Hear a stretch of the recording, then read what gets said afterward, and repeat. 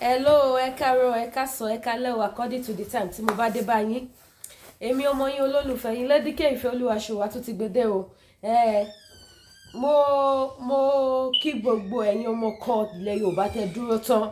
Why are you looking at me? Tẹ́ dúró tán wípé kí ìran Yorùbá pé ká bọ́ lóko ẹrú. Gbogbo ẹ̀yin tẹ́ ń pariwo, gbogbo ẹ̀yin tẹ́ ẹ̀sùn tẹ́ ẹ̀ wo tẹ́ ní àwọn Biafra ti declare àwọn Biafra ti ṣe àwa náà máa lọ ṣẹ́gi lílọ gbogbo ọmọ Yorùbá ọwọ́ èmi àti gbogbo yín ló wà ọwọ́ wa ló jọ kù sí tí a bá fẹ́ lọ ta fẹ́ kí wọ́n wá bọ́ ó jọ wà lọ́wọ́ wa ní o àjọ máa ṣiṣẹ́ yẹn ni pàápàá jùlọ lórí gbogbo ohun tó tún wá ń ṣẹlẹ̀ lọ́wọ́lọ́wọ́ báyìí ẹ tí gbọ́ òkè ẹ jẹ́ ká sáré jọ débẹ̀ ẹ jẹ́ àjọ gbọ́. The only way out of slave of Nigeria is Yoruba nation. Mo kí yín lórúkọ bàbá Professor Banji Akíntóyè àrólé Awólọ́wọ̀ bàbá tó ṣe é fi yangàn bàbá dáadáa bàbá tó ní dandan ìran Yorùbá gbẹ́dọ̀ kúrò nínú ìgbèkùn kárí yín pẹ́ bàbá kọ́lọ́run kó bá wa lọ́ra ẹ̀mí yín mo wá forúkọ bàbá yẹn kí gbogbo yín l'Amẹ́ríkà mo fi kí yín ní Canada mo fi kí yín ní Amẹ́ríkà mo fi kí yín ní London mo fi kí yín ní South Africa mo fi kí yín ní Germany Italy France Spain Netherlands níbi gbogbo tí ọmọ Yorùbá bá tẹ̀dó sí mo forúkọ bàbá Professor Banji Akíntóyè kí yín pé àlàáfíà Ọlọ́run kó máa bá yín gbé bẹ́ẹ̀ náà ni mo tẹ̀síwájú nínú kíkí mi torí tí n bá ṣe ètò tí mi ò bá dárúkọ májàsọ́lá ètò yẹn ò pé mo kí yín lórúkọ májàsọ́lá òòṣà ọmọ tó ń tì sígbó tí ń tira rẹ̀ sọ́nà the only son that God give to the Yoruba race to fight for the Yorubas to say no to all the enemy that say Yoruba will not have their own nation. Mo kí yín lórúkọ kàkàkí Olódùmarè mo ní mo kí yín lórúkọ Aníyìkáyé ààrẹ akọni Oòduà ààrẹ bàbá rẹ the Ìbà Ṣọ̀run of Yoruba land Báṣọ̀run Akínrógun the Jagumolu of Ekiti the Jagumolu of Ìkòyí Ekiti land olóyè tó pọ̀ rẹpẹtẹ bódà mi ò jó Ebenezer ó tọ́jọ́ mẹ́ta you are welcome mo kí yín lórúkọ májàsọ́lá l'Amẹ́ríkà ní London ní Canada ní káàkiri gbogbo ibi tọ́mọ Yorùbá bá wà ojúlówó ọmọ àyè yóò dára bó yín ojú òní tìyín àlàáfíà Ọlọ́run kó máa bá yín gbé mo forúkọ àwọn bàbá méjèèjì yẹn kí àwa tá a wà ńlé náà ìran Yorùbá tó wà ńlé létí ikú ìran Yorùbá tó wà ńlé tí kù lójú ìran tí Yorùbá tó wà ńlé tá à ń wí fún tó sọ pé no ìran Yorùbá tó wà ńlé tí wọ́n fẹ́ gbà lọ́wọ́ ọkú tó ní dandan ikú yẹn ló ń fẹ́ kú à ń gbòòrò mọ́dì yẹn wa lọ́wọ́ ọkú wọ́n sọ pé rárá o àfi tá a bá dórí àtàn lọ́jẹ̀ ẹni abáwí fún ọba jẹ́ ó gbọ́ orí ọ̀kẹ́rẹ́ kókókókókó láò I pity you and I pity myself àwa tá a wà lélẹ̀ o tá a bá dìde àjẹná sọ́nà bí ìyà àbí báwo ni àwọn ọmọ ìsìn ṣe ń sọ international ìyà imported ìyà if you refuse to stand up for the Yoruba nation in this movement ó ń bọ̀ ẹbí mi lè rè pé kí ló ń bọ̀ ìyà ẹ tí ì rí ya o ó ń bọ̀ àló ń bọ̀ sẹ́ẹ̀ ẹbí mi lè rè ẹni kí ló ń bọ̀ ìpọ́njú ó ń bọ̀ mo ló ń bọ̀ ẹbí mi lérè ẹni kí ló ń bọ̀ ikú òjijì. If you don't want it, this time around we must stand up and reject Nigeria totally. Ẹgbẹ́ ìrìn àjò tí bàbá wa lọ rìn, the Jagaba of Africa, the Aṣíwájú of Lagos, oyè wọlé ẹfún tá a máa fi kó papọ̀ mọ́ Yorùbá. Ṣé kí n fún wọn ní ààrẹ akọ́tílétà of Yorùbá land? Ẹnu tèmi gbà ẹni máa kú pàdé ẹni máa pa ni. France tó lọ ẹ gbọ́ wọ́n ní Tinubu ti sign agreement fún àwọn tó ń ṣe mining náà pé mining tí France ṣe ní Niger Republic tó ṣe ní Mali tó ṣe ní Burkina Faso tí wọ́n di ẹni tí ò ní tí wọ́n di alárìkiri tí ayé wọn rùn sí ara wọn tí wọ́n wá reject France ẹ̀fílẹ̀ wọn lẹ̀ wọ́n lẹ́wọ́ bí ẹni ní ẹran kò mọ̀ ìpọ́dún méjì. Go to Burkina Faso today, go to Mali today, go to Niger. Ohun tí Ọlọ́run gbè sórí ilẹ̀ wọn ó ti ń ṣe wọ́n láǹfààní. Bàbá wa Tinubu ti ní ká máa bọ̀ ní ilẹ̀ Yorùbá nígbà tá a wà kékeré àìmọye ẹ̀yìn àwọn bàbá wa tó dá spinal cord tó dá nínú oko kòkó nínú oko obì nínú oko kaṣú kí ló fà á wọ́n pe kíní kan kòtò sọ́jà ni wọ́n ní kòtò tó gbẹ́ nígbà ayé ogun ní 1966 àwọn bàbá yà kẹ̀dẹ̀dẹ̀ máa lọ wòrò wọn kẹ́dẹ̀dẹ̀ jà sínú kòtò yẹ bù ṣé ẹni kékeré ní kòtò sọ́jà àgbà yẹ kòtò tí àwọn Faransé máa gbẹ́ sí ilẹ̀ Yorùbá lójijì nílẹ̀ Yorùbá má dédé rú bùmù. Tinubu ti lọ kíwọ́ àbọ̀ ayé ó ti lọ kíwọ́ bọ̀wé pé kán máa bọ̀ ní ilẹ̀ Yorùbá àbẹ́rò pé ibo làwọn yẹn ti fẹ́ wà China náà ó sì máa kíwọ́ bọ̀ ìwé China ìran Yorùbá yóò máa ṣe yọ̀tọ̀mí nínú oko ẹrú ìran Yorùbá ti gbà pé alára kò mọ̀yà ni wọ́n ọ̀pọ̀lọpọ̀ ọmọ Yorùbá ló ti gba kámú pé ká máa bá yí bẹ́ẹ̀ lọ. That is why you see them reject their own freedom. Pé oko ẹrú tó wà ó tẹ́ wọn lọ́rùn. Wọ́n fẹ́ ní ohun tó ń rí jẹlé ní náà mọ̀. Wọ́n dẹ̀ ń fẹ́ ní báyé ọjọ́ ọ̀la wọn mọ́ ọmọ wọn jẹ́. Ẹ múra sí ìyá ń bọ̀ tírélà náà fi kó bọ̀ kọ̀ǹtínà náà fi kó bọ̀. Mo trust France dáadáa Tinubu máa dálẹ̀ á lọ. Ìyà tó bá dálẹ̀ kò ní lọ á gbìn ó gbìgì orógùn náà Yorùbá lọ́wọ́lọ́wọ́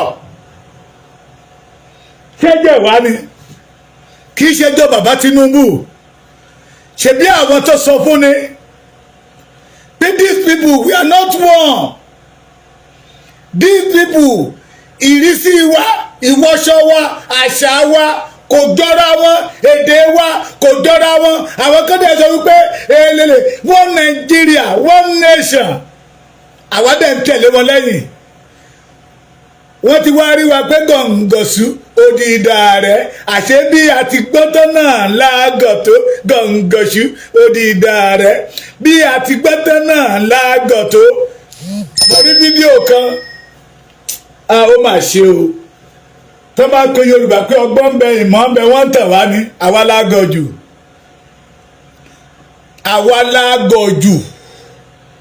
tó bá sọ fún ìran Yorùbá pé agbọ́n wọ́n ń tàn wá ní àwa lágọ̀jù. Mo ní program kan ni mo rí Ọbásanjọ́ àti Yakubu wọ́n ní wọ́n ń gbàdúrà nígbà tó ti bayé jẹ́ tó bọ̀nà jẹ́ tó fi gbogbo ìṣerere tó fi ti tọ́ àwọn ọmọ wọn. Where is Oyabo Obasanjo today? They are not in Nigeria. Àwọn òjìyà àwọn èmi àtẹ̀yìn tó fẹ́ yọ kúrò lóko ẹrú tá a sọ pé no to voice your mind kẹ́ lè mọ̀ pé Nigeria is not a place for the Yoruba to live. Pé àwọn Fúlàní náà ní anything tí ò bá ti go well with them, they will not allow it to succeed. Ṣùgbọ́n tó bá máa fi ìyà jẹ ìran Yorùbá, tí ìran Yorùbá bá máa fi gbé ìgbé ayé ẹrú, tí ìran Yorùbá bá máa fi ṣẹ́ná ní kiri, lójú ẹsẹ̀ náà máa welcome ẹ̀ tó bá yà ti pay àwọn reformers Tinubu ní bó ṣe kó gùtì pé láyé èló ni Kano ń make, èló l'Adamawa make, èló ni Sokoto make, àwa tẹnu wa ti fẹ̀. Lagos State make more than 498 billion lóṣù. Federal government àwa dá 10 billion padà fún. The remaining 4 subsidy tó kù or 3 subsidy tó kù wọ́n á pín sí north. Ẹ wá ní tí Lagos State bá pa kó wà ní Lagos State kó jẹ́ ìdá mẹ́wàá ní ló máa mú lọ sókè láyé ẹ̀ ti rí wọn nínú house. Mo ṣe yarí pé kò ní í ṣẹlẹ̀ pé no it show that the Yoruba we did not belong to Nigeria. Àwọn bàbá wa kan tó lóye tó lọ́gbọ́n wọ́n pariwo fún wa pé ká máa di ẹrù wa, we must reject Nigeria, but irọ́ àwọn tó tẹ̀ wá náà ni ṣé wọ́n tẹ̀ wá ní àbáwá là ń tẹ̀ra wa. Wọ́n ń gbòòrò mọ́dìyẹ wa lọ́wọ́ kú anídẹ́dẹ́dẹ́ àbí tá a bá rorí àtàn lọ jẹ. Wọ́n sọ fún wa wípé ìran Nàìjíríà wọn ń jíṣẹ́ rere pé tí ìran Yorùbá bá fẹ́ rí ògo wọn lò àfi ká padà sórísun wa bẹ́ẹ̀ sẹ́nu name it. Gbogbo àwọn tó ti ṣèjọba ní láti 1999 nínú wọn mélòó lórí introduce free education, but they take part, they partake, wọ́n jèrè free education, wọ́n lọ bẹ̀ lọ make money ni. Wọ́n dẹ̀ ń sọ fún wa wípé ẹjẹ́ àdìde kágbára wa kò nínú ìgbèkùn pé Nàìjíríà ò lè so èso rere fún wa. Irọ́ wọn wí aláàní gbọ́. Mo wo fídíò kẹlẹ́ ní ẹjọ́ mẹ́ta yìí àwọn yẹn wá ní Sunday Igboho wá gbà wá o, àwọn Fúlàní ti fẹ́ pa wá tó wọn àti ìpa wá rìásà náà ṣì ń ṣe nígbà tó sọ fún wa tá a gbọ́. Sunday Igboho jọ o ẹ wá gbà wá o, ìgbà tí Sunday Igboho ń pariwo pé kó tó di ìrókò tí ó máa gbẹ̀bọ̀ lọ́wọ́ wa ẹjẹ́ àtètè ká ṣẹ́wọ́lẹ̀ ẹni Sunday Igboho àìníṣẹ́ ló ń dà láàmú. Ọ̀pọ̀lọpọ̀ nínú wa ní tọ́ọ̀gì ni ó wí àbí òwe. Nigeria is not a place for us to live. Agenda tí ò ní jẹ́ kí Yorùbá orí ògo rẹ̀ lò ní Nàìjíríà ń gbé wá. Àwọn bàbá wa kọ́dẹ̀ ń gbà wọlé àtàwọn brothers wa tó bá dọ̀là náà táwọn náà mọ̀ kílèmù pé àwọn náà ti di àgbà. Àwọn bíi bàbá wa Olúgbénga Daniel, àwọn tó yẹ ká fẹ̀yìntì wọ́n digi ẹlẹ́gùn mọ́ wa lọ́wọ́. Ẹjọ́ wọn kọ́. It is me and you elétí kún. It is me and you tí wọ́n ń fà létí tá à ń já etí yẹn gbà. It is me and you tán sí nígbẹ́rẹ́ pàkọ́ tá a ṣe bíi pé àárín kankan. It is me and you bí bàbá ẹ̀ kan tó máa ń ṣe kọ́mẹ́dì kẹ́ni ṣe kẹ́ni jí ni. A ní ìgbà tó ń bá ti lóúnjẹ tó ń jẹun lọ́wọ́ òun máa ń gbàgbé ìyà. Tí ò bá ti sóúnjẹ ló máa rántí pé òun ò tí ì kọ́lé òun ò tí ì ra mọ́tò. Bẹ́ẹ̀ lọ̀rọ̀ Yorùbá ṣe rí. Tí tó bá ti fi Yorùbá ní 20,000 10,000 50,000 a ti gbàgbé pé oko ẹrú la wà. A ti gbàgbé. Àwọn tó dẹ̀ ń ṣí wa ní iye pé this is not normal. Ẹ dìde ẹrú Fúlàní nìyí. Yorùbá ẹ dìde ẹgbẹ́ra yín àwọn yẹn la wá rí gẹ́gẹ́ bí ọ̀tá. Bàbá wa Bọ́lá Ahmed Tinubu ti lọ sáyìn ìwé ní ó ti lọ kí wọ́n bọ̀wé ní Faransé o ẹ máa retí France títí wọ́n the country tó wicked jù lágbàáyé France ni the wicked nation France ni kò sí country tó fún ní independent tó fún wọn ní fún independent ní ìgbà tó fi Burkina Faso lẹ̀ tán ní Burkina Faso ṣe lè ṣe owó ara wọn àti Mali àti Niger owó tó ń ná látọ̀dọ̀ wọn ló ti kó wọ́n lọ́hùn tẹ́ bá ní mo parọ́ go to Benin Republic yẹ o lè rí báǹkì ní Benin wọn àdá ní owó ara wọn owó wọn Faransé náà ti kó wá bàbá wa Bọ́lá Ahmed ti lọ kí wọ́n bọ̀wé tí wọ́n bá lé yín ní Niger tí wọ́n lé yín ní Mali tí wọ́n lé yín ní Burkina Faso ẹ máa bọ̀ àyè máa gbà yín ilẹ̀ Yorùbá fẹ́ Fáyẹmí dẹ̀ ti tú àṣírí ilẹ̀ Yorùbá fún wọn pé ohun tí ẹ ti ń la kankan mọ́ ní Burkina Faso kékeré ni lélẹ̀ tó ń bẹ nílẹ̀ Yorùbá ẹ wo àfẹ́ la it is better for me and you to embrace our freedom now. It is better for me and you to stand up gẹ́gẹ́ bí ọmọ akin bí àwọn bàbá wa kábàtẹ̀ ti jojo kí ló sọ wọ́n dojo owó ni ojú kòkòrò ìjẹkújẹ bẹ́ẹ̀ ni wọ́n ti gbé gorí wọn fún kọ̀lọ̀kọ̀lọ̀ jẹ they cannot take decision for themselves again. Decision tí àwọn Fúlàní bá gbé wọn lọ́wọ́ náà fi operate. That is why me and you tá a wà nílé tó yẹ ká embrace freedom tá a ń gbóòórùn freedom tó yẹ ká embrace ẹ̀ tó yẹ ká work. Àwọn bàbá kan wá pè mí ṣé mo rí program àwọn ọmọ Igbo yẹn mo ní we can do that more than that. Wọ́n reject Sunday Igboho. It is me and you that reject it.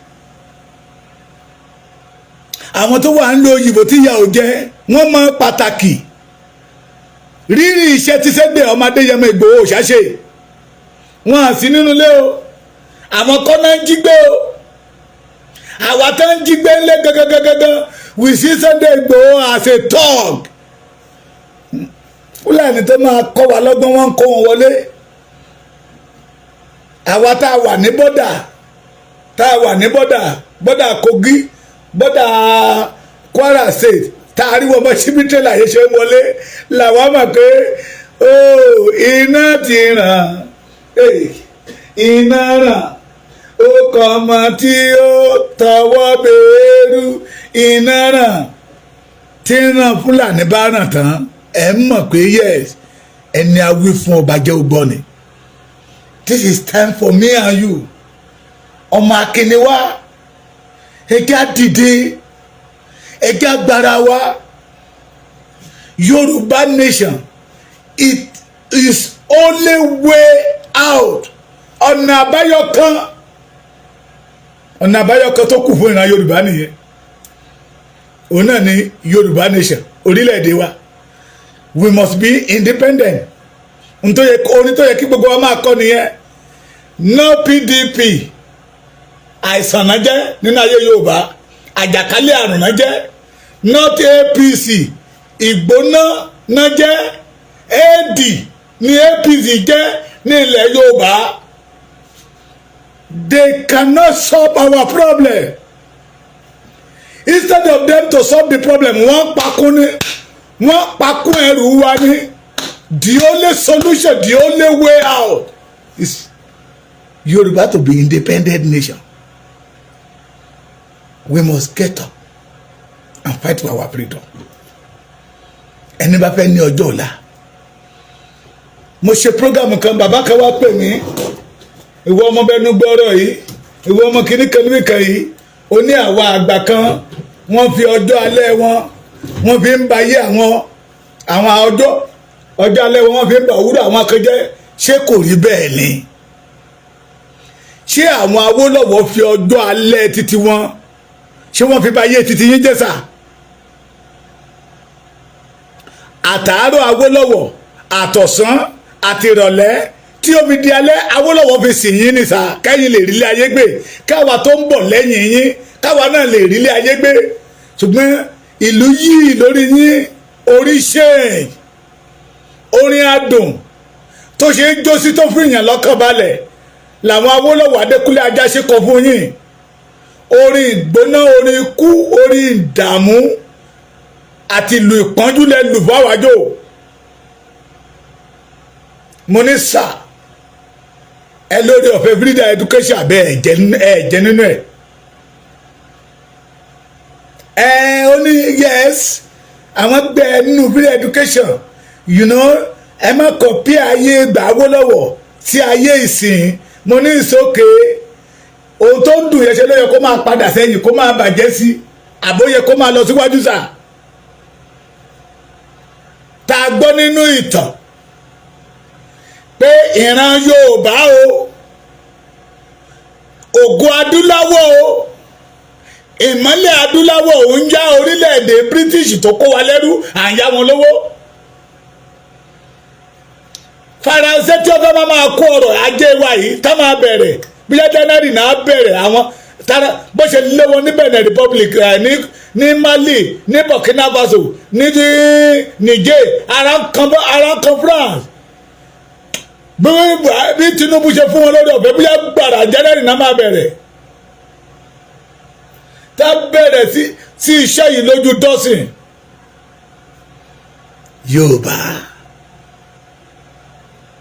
Yorùbá ẹ dìde. Faransé tó fẹ́ máa kó ọrọ̀ ajé wa, a ní tẹlifíṣàn ṣáájú wọn, we have radio station ṣáájú wọn.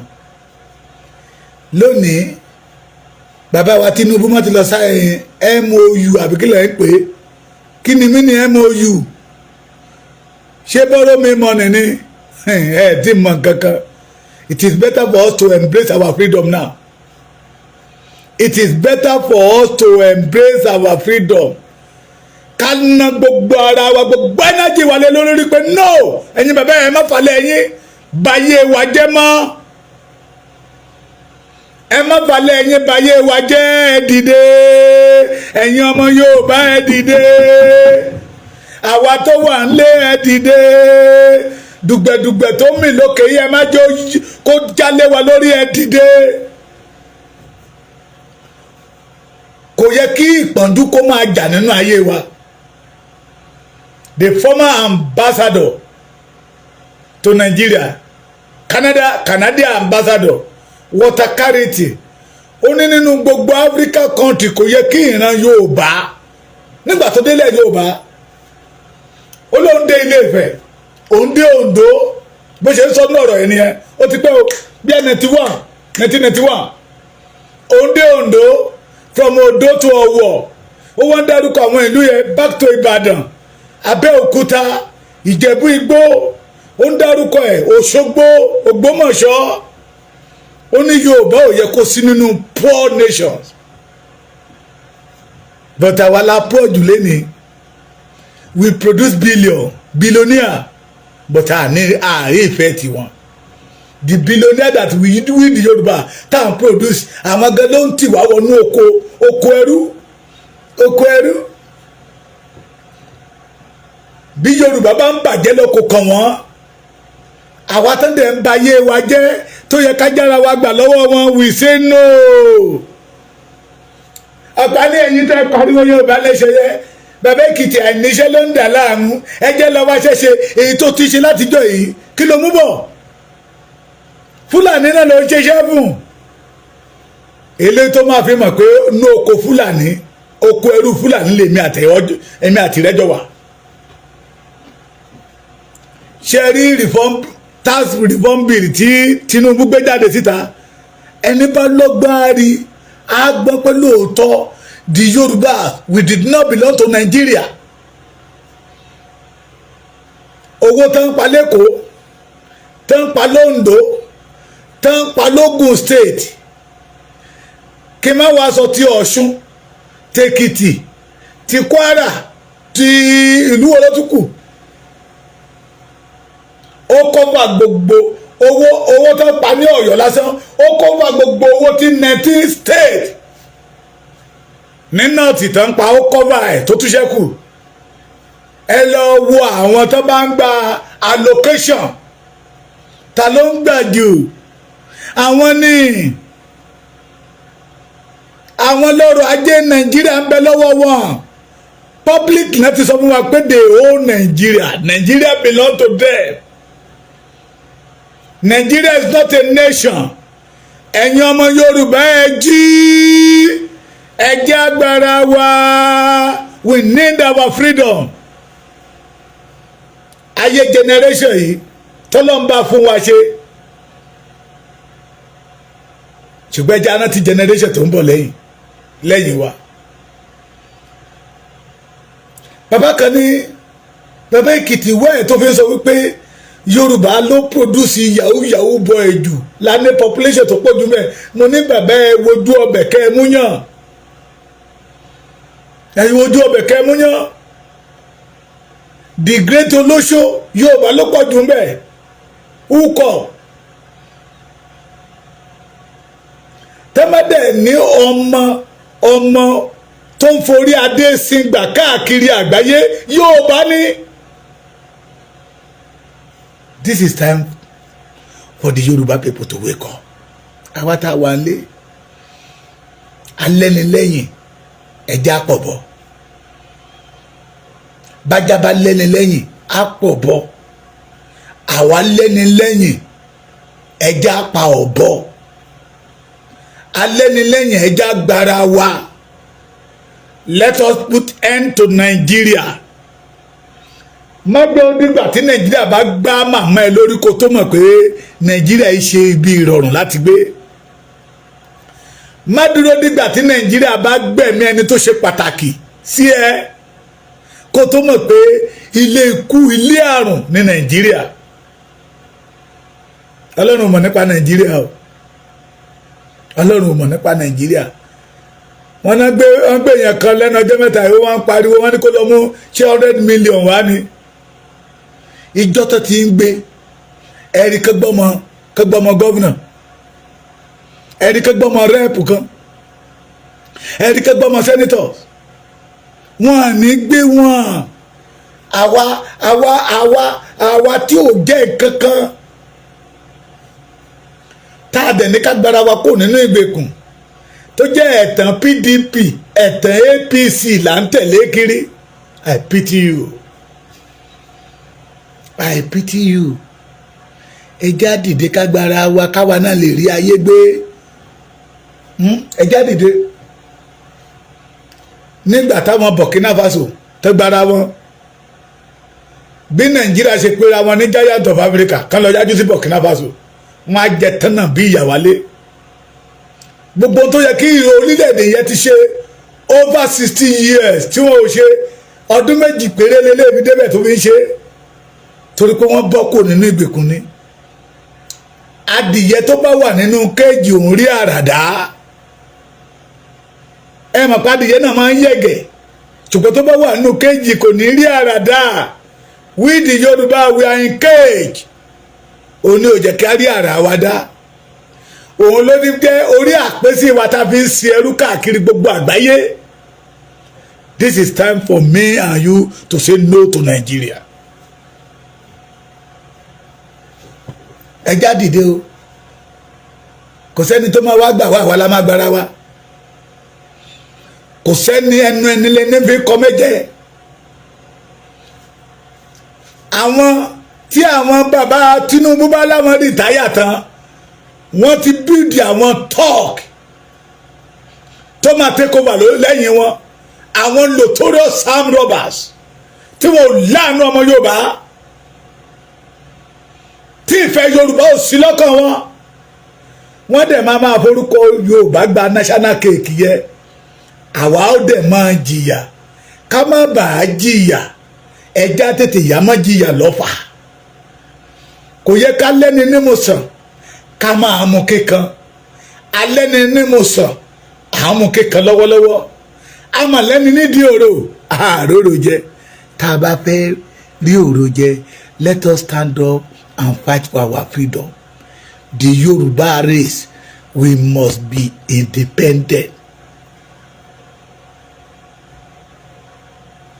Yorùbá ti wà kí Nàìjíríà tó wà o Yorùbá ti ń ṣayé wọn kí Nàìjíríà tó dé o the first lawyer 18th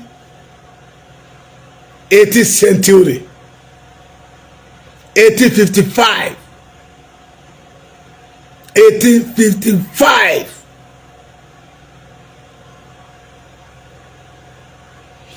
kò tí ì sí tó jọ Nàìjíríà ń gbà yẹ o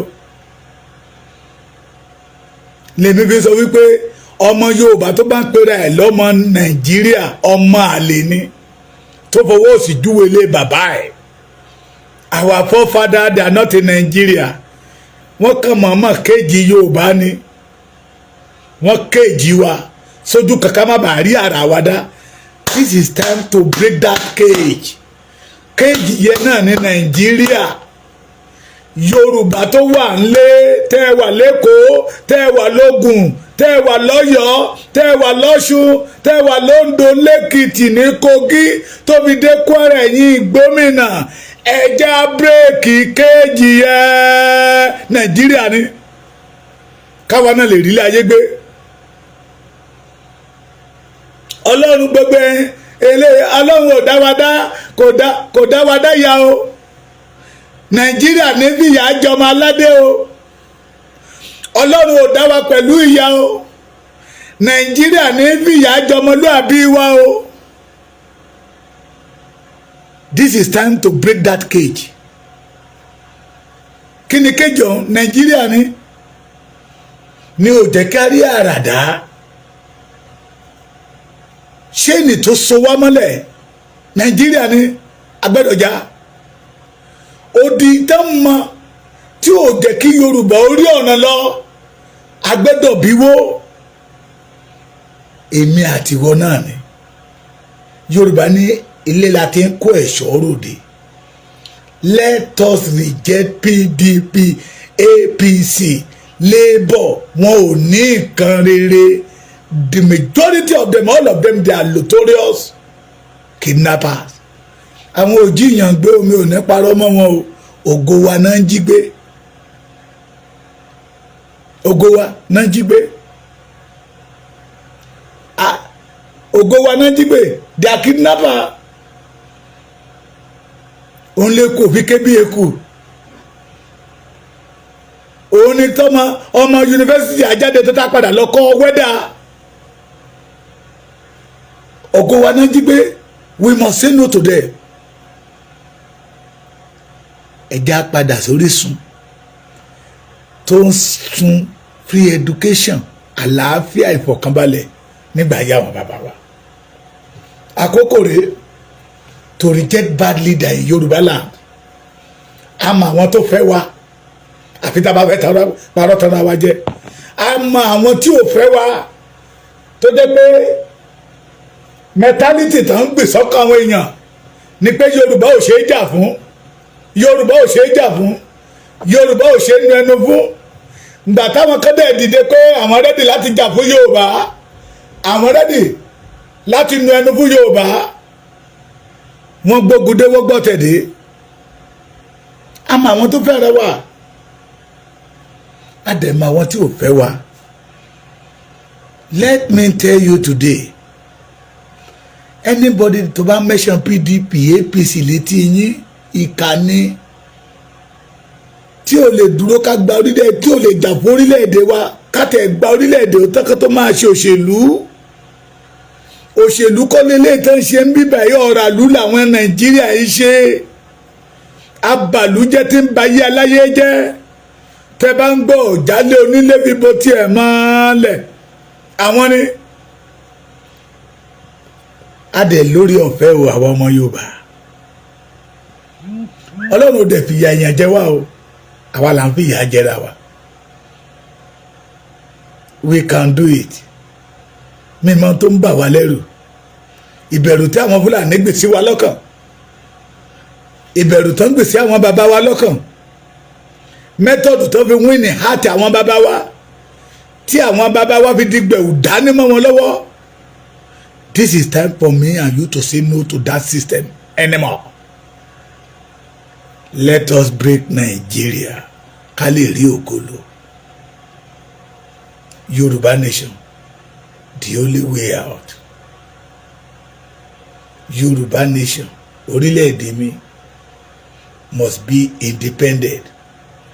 Today say no to Nigeria. And God will bless you. Mo lérò pé gbogbo ìyẹ́yìn bàbá ẹ tuntun ti gbọ́ gbogbo àwẹ̀ atótónu tí wọ́n bá wa sọ àbí gbogbo wa láti dọ́gbọ́ so nísìn ó wá kù ká ṣe kí ni ká ṣiṣẹ́ lé lórí kí gbogbo wa ká fi ṣiṣẹ́ ṣe àdìrẹ níwà rival òun lóde yìí o gbogbo ẹ̀yin mọ́mì mi ẹ̀yin dádì mi aṣọ ti wọlé dé o báwo lẹ ṣe fẹ́ sí lóníríṣiríṣi àwọn latest one ọjà ọdún mo ti kó dé ó yá ṣé jewelries lẹ́fẹ́ ni àbádìrẹ àbí Kampala àbí tí ò tún ṣe Kampala name it lóríṣiríṣi ó wà available ẹ wò ó pọ̀ yẹ́yẹ́ bẹ́ẹ̀ bá ṣe fẹ́ sí ni different design yàtọ̀ sáwọn eléyìí mo tún wá láwọn another one mo láwọn fine one tó tún ṣe kí ni tó tún gbá ski mo ní àwọn Kampala mo ní àwọn búbù mo ready to wear ní gbogbo ẹ o kò sí pé ṣẹ̀ṣẹ̀ ń wá tailor tó máa bá yín wọn kiri mo ní àwọn latest designer búbù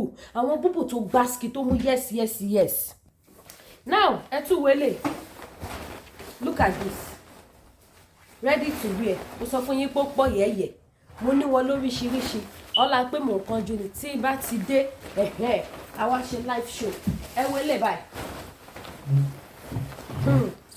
ready to wear aṣọ ifeanyi bíi tẹ bá gbọ́ ó mú yes òun ni mo ní wọn báwo lẹ ṣe fẹ́ wọn sí oya can you fold it for me if you can fold it help me so that I won't wait. Ẹ wo another one tún lélẹ̀ ready to wear Ankara with aṣọòkè mix together ẹ̀yin náà ẹ tún wò eléyìí wà lẹ́ni òsì nǹkan ẹ sọ fún mi ṣé lè pretty àbí ó pretty ó mú yes dákú ó mú yes ẹ wo aṣọ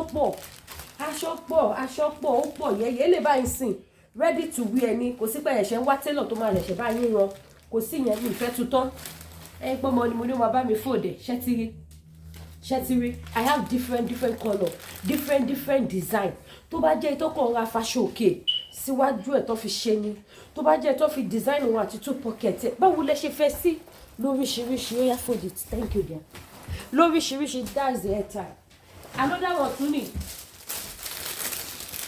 ní ẹ wo ọjà wà nílẹ̀ ọjà ti dé mo sọ fún yín pé ọjà ń bọ̀ lọ́nà ọjà ti wọlé dé báyìí ṣẹ́tìrí look at the back very pretty tó bá gbọ́ pé ó gbá ski ó mú yes olóríire ni mo pa aláròrò òníra ń bẹ̀ òyìnbó lọ kò rówó ọkọ̀ Tinubu ti jẹ gbèsè ẹ wò mí ẹ tún mi wò ready to wear kó lọ ńlẹ̀ kó dowó mi ò ṣe kò gbà jewelries náà ti dé tẹ bá ṣe ń raṣọ ẹ máa ra jewelries ẹ máa ra báàgì náà ti wà gbogbo ẹ ló ti wà available everything available now mi ò ṣe kò gbà lọ́lẹ̀ kó dowó bẹ́ẹ̀ bá ṣe fẹ́ ni mo lọ́wọ́ aṣọ yẹn ní grade by grade bẹ́ẹ̀ bá ṣe fẹ́ sí ni ó yàtọ̀ sí ti tẹ́lẹ̀ grade by grade ni bẹ́ẹ̀ bá ṣe fẹ́ sí ni ẹ jẹ́ ká stop ẹ̀ bẹ́ẹ̀ yẹn so ẹ má gbàgbé ẹ bá wa ṣí ètò ẹ bá mi polówó ọjà mo fi ìyọ́nà Olódùmarè bẹ̀yìn ẹ pè mí kẹ́ patronize mi kẹ́ bá mi rajà ojú òní tì yín ní wọ́wọ́ tí àwọn ọmọ yóò ní jẹ gbèsè yes it's good like that take inside the line àwọn ọmọ yóò ní jẹ gbèsè bí onípa yín kò nípa àwọn ọmọ yín àmọ́ fi ayọ̀ àtúmọ̀ fi pàdé ẹ subscribe sí YouTube channel wa kẹ́ tán notification bell ire o.